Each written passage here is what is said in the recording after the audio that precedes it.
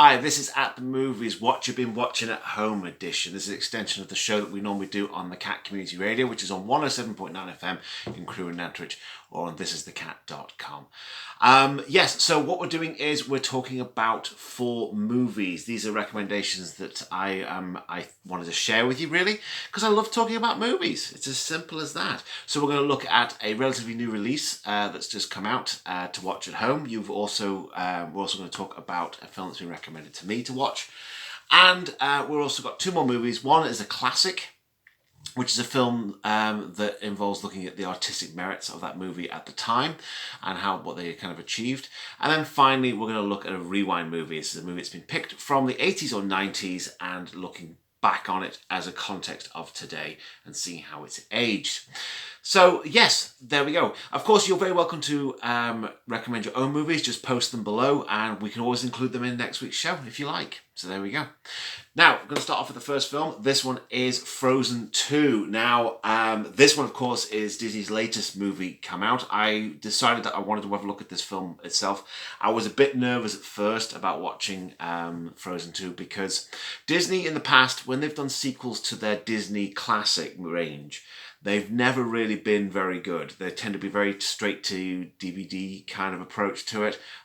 You think of, for example, you've got things like Hunchback of Notre Dame 2, Cinderella 2, Little Mermaid 2. They never kind of hit the mark very well, and they very much come across as a bit of a cash grab on an established brand. So when I decided to watch Frozen 2, I was a bit nervous about it. But the reason why I want to recommend it is the fact that it's very pleasantly surprising. The film script has been brought up with its audience, so it has matured. It's a much darker story. It's a much more involved story. Whereas the first Frozen was very much back to the Disney saccharine sweet kind of approach. Frozen 2 is nothing like that at all. It really does bring out all the stops with the character development, and the plot is brilliant. I thought they'd done a very good job with the music, and the animation is incredible. Top-notch animation. It was an incredible film to watch. Heavily recommend Frozen 2. For the film that was recommended to me, I had a recommendation to watch Jim Jarmusch's The Dead Don't Die. Now, this is a horror comedy with the likes of Bill Murray, Tilda Swinton, Adam Driver. You've also got Steve Buscemi, Danny Glover, and a whole host of other guest stars as well. This is done by a relatively independent director who has his very own style, where he likes a lot of character-driven dialogue.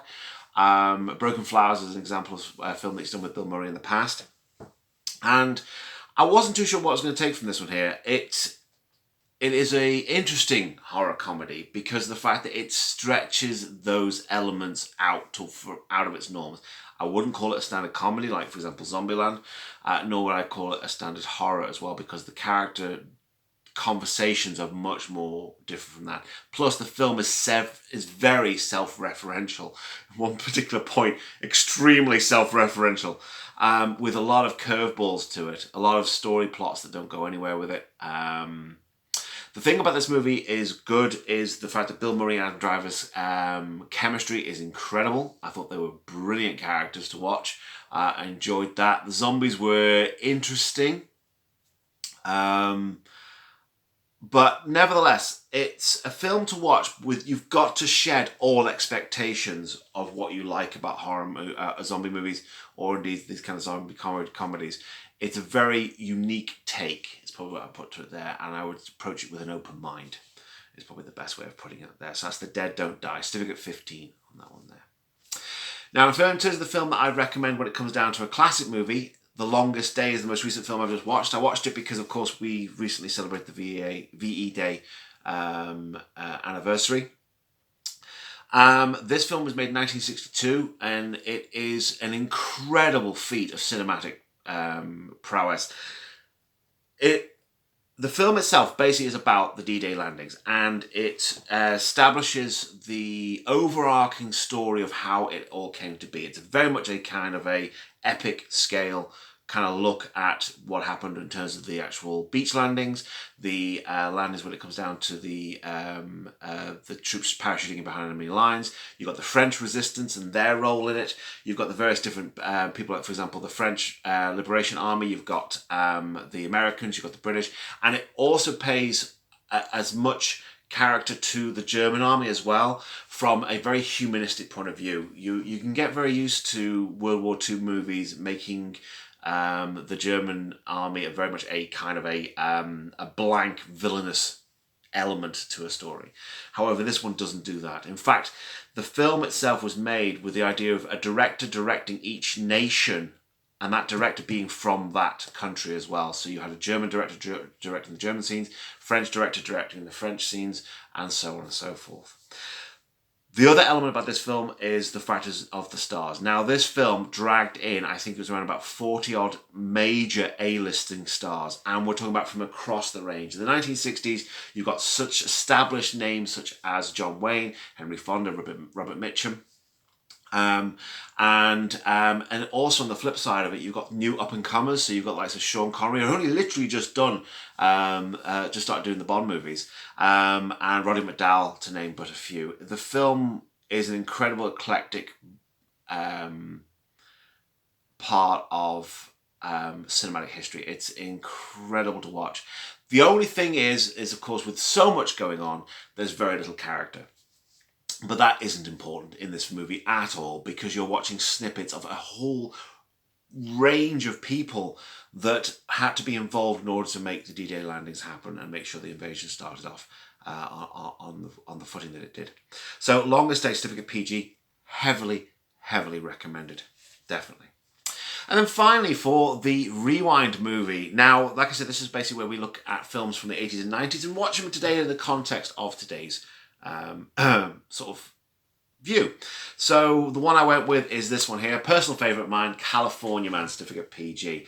This is a film that stars Sean Astin, Brendan Fraser, and of course the immortal Pauly Shore. Now, for those of you who don't know who Pauly Shore is, Pauly Shore was the precursor to Adam Sandler, in my opinion. He had a character of which seemed to go beyond just simply acting. It was just a character that he was. You think of Weird Al Yankovic, for example. The Weasel, of course. That was the thing about Pauly Shore, was the Weasel. And he's had a very particular way of talking and his mannerisms. Now, I haven't seen Pauly Shore for years in any movie. And of course, he hasn't been in a lot for years anyway. But to watch him in California Man was refreshing. It was just fun. I enjoyed the fact that you had Sean Astin, you had Brendan Fraser, 90s teenage comedy.